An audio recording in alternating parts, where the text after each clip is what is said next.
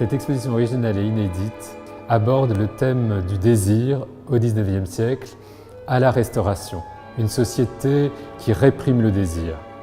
Stendhal va y tenir une place importante en tant que romancier intellectuel. Il va introduire une subversion très forte dans sa jeunesse. Il tombe gravement malade à Paris.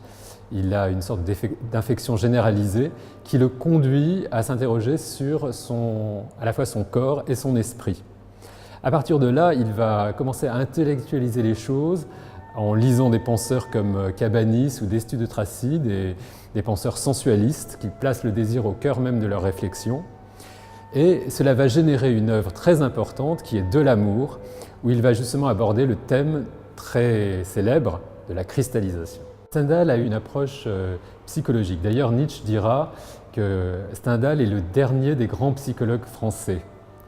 Il écrit son journal intime de 1801 à 1823, dans lequel il va parler de sa vie sexuelle d'une façon assez crue, car la démarche qu'il a entreprise, c'est de clairement exprimer ses désirs, de les comprendre, pour justement accéder à un bonheur qui lui est personnel.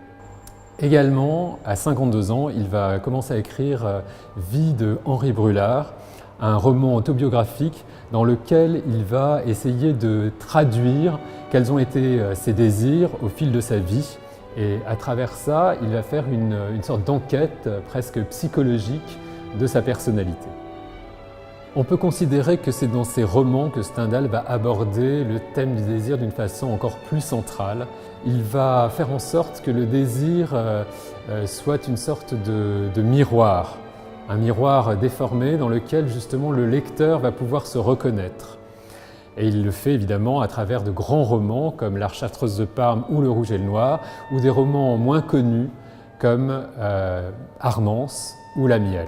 Stendhal décède en 1842 dans une société en pleine mutation et sa pensée subversive fait école avec d'autres auteurs dans une société qui évolue progressivement vers une sexualité plus libre.